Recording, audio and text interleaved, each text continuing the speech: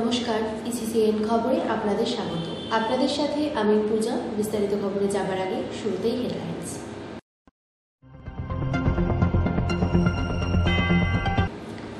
উচ্চ মাধ্যমিকে রাজ্যে চতুর্থ স্থান সহ মেয়েদের মধ্যে রাজ্যে প্রথম কোচবিহারের সুনীতি একাডেমির প্রতীচি রায় তালুকদার।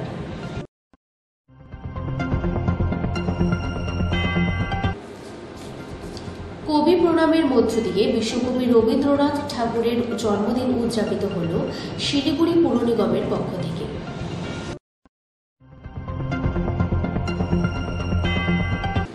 পুতুল নাচ ছিল একসময় বাংলার বিনোদনের একমাত্র উপায়।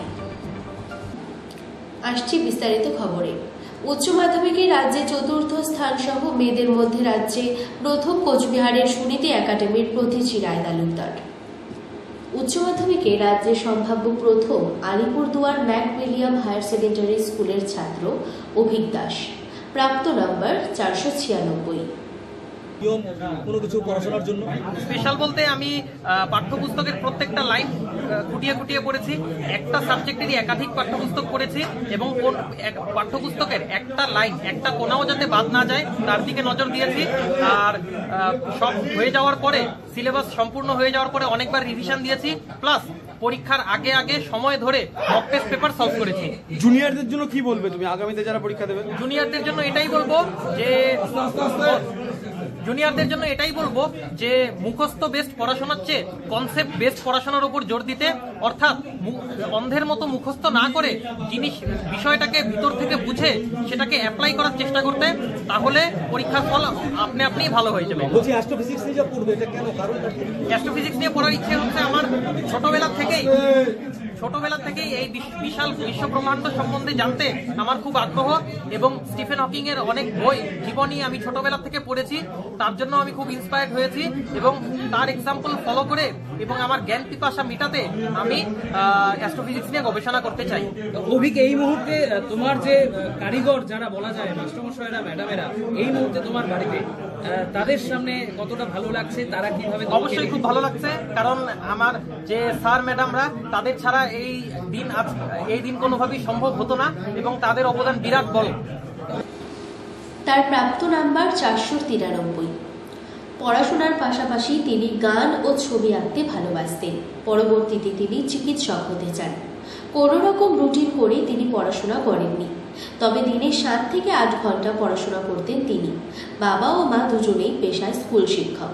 মেয়েদের মধ্যে প্রথম, জেলায়ও প্রথম, মানে এই যে সাফল্য, মানে কি বলবেন একজন বাবা হিসাবে? স্কুলের সমস্ত ম্যাডামদের সহযোগিতা, গৃহ শিক্ষক যারা ছিলেন তারা এবং আমরা সবাই মিলে আর কি সহযোগিতায় ও এই জায়গায় যেতে পেরেছি। মানে এটা আশা করেছিলেন যে এরকম একটা রেজাল্ট হবে আর কি? একটা মানে 1 থেকে 10-এর মধ্যে থাকবে এরকম একটা আশা করেছিলাম, কারণ মাধ্যমিকে 2 নম্বরের জন্য বেস্ট অফ 10-এ আসতে পারিনি। কতক্ষণ ধরে পড়াশোনা করতো? না, পড়াশোনা ও আমাকে বড় করতো, আমি তো একটু আর্লি ঘুমাই, তো ও আমার মতো ওই সিস্টেমেটিক মানে তাড়াতাড়ি ঘুমিয়ে ওই সিস্টেমেটিক পড়াশোনা, মানে খুব এক্সট্রা কোনো পড়াশোনা। মেয়ে বলছে রাজ্যে চতুর্থ স্থান অধিকার করলে, মেয়েদের মধ্যেও তো প্রথম, কি বলবে, কেমন লাগছে? ভালোই লাগছে, বাড়ির লোকেরা এতটা আনন্দিত, আমিও খুবই আনন্দিত। কতক্ষণ পড়াশোনা করতে?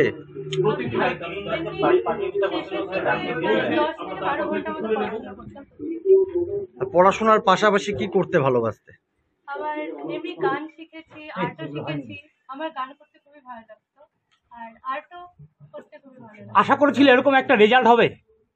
হ্যাঁ, আশা করেছিলাম যে হয়তো থাকতে পারে, কিন্তু এতটা হবে সেটা আমি আশা করিনি।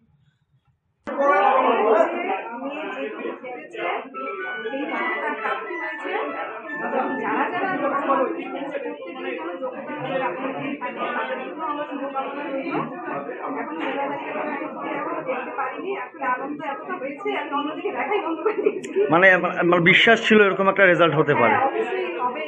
বাথরুমের ক্ষেত্রে আজকাল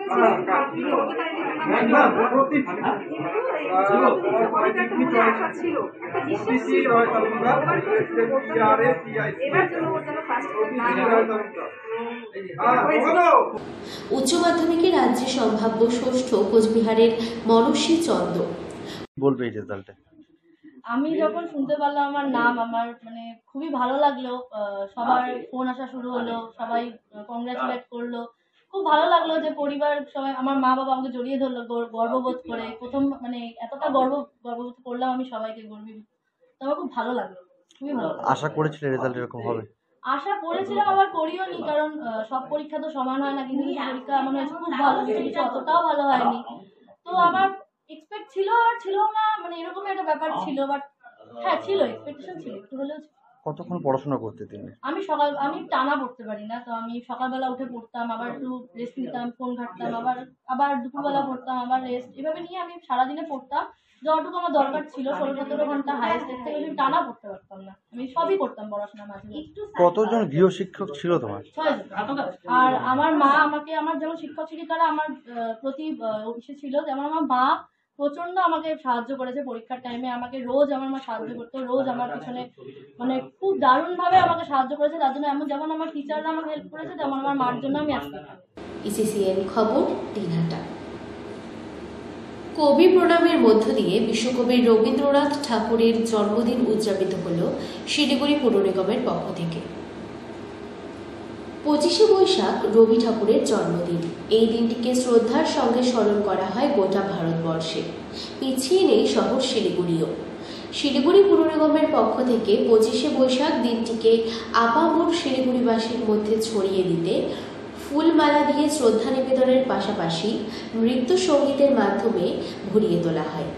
একাধিক অনুষ্ঠানের মাঝে শিলিগুড়ি বাঘাযতীন পার্কে সাত সকালে পৌর নিগমের মেয়র গৌতম দেব, পুর কমিশনার সহ চেয়ারম্যান, মেয়র পারিষদ বোর্ড চেয়ারম্যান ও পুর আধিকারিকেরা ফুল দিয়ে শ্রদ্ধা নিবেদন করেন বিশ্বকবিকে।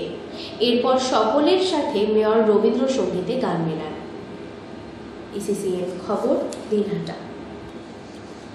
পুতুল নাচ ছিল একসময় বাংলার বিনোদনের একমাত্র উপায়। সময়ের কালে ধুলো জমতে জমতে আজ এই শিল্পের ভগ্নদশা। এই শিল্পের ভগ্নদশার ঠেলায় অনেকে এই শিল্পের থেকে সরে গিয়েছেন। ফলস্বরূপ এখন আর এই পুতুল নাচ দেখা যায় না। তবে মোমবাতির ধিমে আলোর মতন করে এই শিল্পকে এখনো বাঁচিয়ে রেখেছেন কোচবিহারের সজলবাবু ও তার টিম। বেশ কয়েকজনকে নিয়ে তার নিজ বাসভবনে তৈরি করেছেন পুতুল নাচের কর্মশালা। বেশ কিছু প্রবীণ ও নবীনের মেলবন্ধনে সৃষ্টি করেছেন জেমিনির পাপেট থিয়েটার। সজলবাবু জানান, মানুষের মধ্যে আগ্রহ রয়েছে এই পুতুল নাচ দেখবার, কিন্তু সঠিক পরিকাঠামো না থাকায় তা সম্ভব হচ্ছে না। পরবর্তীতে ছোটদের হাতে এই গুরুদায়িত্ব দিতে চাই। তবে সরকার যদি এই শিল্প নিয়ে কিছু ভাবে, তবে এই শিল্পের শ্রীবৃদ্ধি ঘটবে বলে মনে করেন সজলবাবু। একসময় বিভিন্ন সরকারি প্রচারে ব্যবহার করা হতো পুতুল নাচকে। পুতুল নাচের মাধ্যমে বিভিন্ন গুরুত্বপূর্ণ বার্তা পৌঁছে যেত শহর থেকে গ্রামে, গ্রাম থেকে গ্রামান্তরে। সেই জায়গা এখন দখল করেছে ডিজিটাল মিডিয়া এবং টলিউড এবং বলিউড মডেলরা। কিন্তু এখনও যেখানে রাজ্যের তথা দেশের বেশিরভাগ মানুষের হাতে অ্যান্ড্রয়েড মোবাইল নেই, সেখানে পুতুল নাচের মতো আকর্ষণীয় গণমাধ্যমের গুরুত্ব যে আজও অপরিসীম তা বলার অপেক্ষা রাখে না। আমি যেবার মাধ্যমিক পরীক্ষা দিলাম 1976, তখন এই জেমিনির পুতুল নাচের সাথে আমি সরাসরি যুক্ত হই। নেপথ্যে এখন যেমন রেকর্ডিং হয়ে চেঞ্জ হয়ে গেছে পুরো ব্যাপারটা, তখন তা নয়। তখন একজনকেই মঞ্চে যদি 2-3টে ক্যারেক্টার থাকে, মেল ফিমেল, তাদের কাহিনী অনুযায়ী তাদের যে সংলাপগুলো থাকবে, ওই একজনকেই সবগুলো সংলাপ বলতে, তখন ছিল সেই রকম। এখন তার সেটা নেই।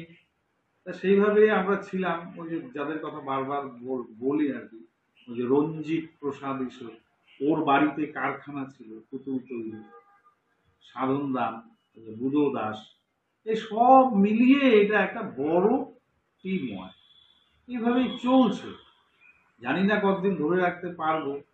আত্মবিশ্বাস রয়েছে যে এরা যদি তৈরি হয়ে যায়, হয়েছে অনেকটাই হয়েছে, এরা তৈরি হয়ে গেলে হয়তো এই সংস্কৃতিটা, এই শিল্পটাকে এরা টিকিয়ে রাখতে পারবে। আপনার নাম? আমার নাম সজল কুমার দেব। ইসিসিএন খবর, দিনহাটা। বিএসএফ এর গুলিতে মৃত্যু 2 বাংলাদেশি গরু পাচারকারীর। বিএসএফ এর গুলিতে মৃত্যু হলো 2 বাংলাদেশি গরু পাচারকারীর। বুধবার ঘটনাটিকে কেন্দ্র করে তীব্র চাঞ্চল্য ছড়িয়েছে গোটা এলাকায়। বিএসএফ সূত্রে জানা গিয়েছে, মৃত ওই পাচারকারীর নাম বা পরিচয় এখনো জানা যায়নি। এদিন ভোররাতে বাংলাদেশের থেকে কাঁটাতার টপকে কয়েকজন গরু পাচারকারী ভারতে গরু পাচার করতে ঢুকে পড়ে। তারা কাঁটাতার কেটে গরু পাচারের চেষ্টা করছিল বলে অভিযোগ। সেই সময় সীমান্তে মোতায়েন বিএসএফ জওয়ানরা পাচারকারীদের দেখে ফেলে। বিএসএফ এর তরফে পাচারকারীদের দাঁড়াতে বলা হলে কয়েকজন পালাতে শুরু করে, আর বেশ কয়েকজন কাঁটাতার পার করার চেষ্টা করে। সেই সময় বিএসএফ জওয়ানরা গুলি চালায়। বিএসএফ এর গুলিতে মৃত্যু হয় 2 পাচারকারীর। সূত্র মারফত মৃত গরু পাচারকারীদের পরিচয় জানা গিয়েছে, বাংলাদেশের পঞ্চগড় জেলার তেঁতুলিয়ার মাগুরা গ্রামের বাসিন্দা জলিল, বয়স 26, ইয়াসিন আলী। তবে যেহেতু সীমান্ত এলাকায় বিএসএফ এর গুলিতে মৃত্যু হয়েছে, তাই ফাঁসিদেওয়া থানায় ম্যাজিস্ট্রেটকে ডাকা হয়েছে। ইতিমধ্যেই ফাঁসিদেওয়া ব্লকের বিডিও বিপ্লব বিশ্বাস এসে পৌঁছেছেন। তিনি মৃতদেহ দুটির কোথায় কোথায় গুলি লেগেছে এবং কী অবস্থা রয়েছে পুরো রিপোর্ট জমা দেবেন। ইসিসিএন খবর, দিনহাটা। খড়িবাড়ির ভারত নেপাল সীমান্তে 2 মার্কিন নাগরিক সহ আরও 1 ভারতীয় যুবক গ্রেফতার। ধৃত নায়লা কলা পোরেল ও ইউনিস বিশ্ব আমেরিকার নাগরিক ও নিমা পোরেল কালচিনির বাসিন্দা। এসএসপি সূত্রে খবর, আলিপুরদুয়ারের যুবক নিমা তামাংকে বিয়ে করতে আমেরিকা থেকে ভারতে আসেন নায়লা কলা পোরেল ও নায়লার ভাইঝি ইউনিস। বিয়ে সেরে নেপালে মধুচন্দ্রিমা ফের ভারতে প্রবেশের আগে খড়িবাড়ির ইন্দো নেপাল সীমান্তে জাল আধার সহ 2 মার্কিন নাগরিক ও 1 ভারতীয়কে গ্রেফতার করা হয়। নায়লা কলা পোরেল নিমা তামাকে গত 13 এপ্রিল বিয়ে করে এবং 21 এপ্রিল নেপালে মধুচন্দ্রিমায় যান। আলিপুরদুয়ারের হ্যামিল্টনগঞ্জ থেকে মার্কিন নাগরিকদের 10,000 টাকায় এই জাল আধার করা হয়েছিল বলে জানা গিয়েছে। ধৃতদের খড়িবাড়ি পুলিশের হাতে তুলে দিলে আজ শিলিগুড়ি মহকুমা আদালতে পাঠানো হয়েছে। ইসিসিএন খবর, দিনহাটা। ইসিসিএন খবর এখনকার মতো এখানেই শেষ হলো। আপনারা দেখতে থাকুন ইসিসিএন খবর, সবার মাঝে সবার সাথে।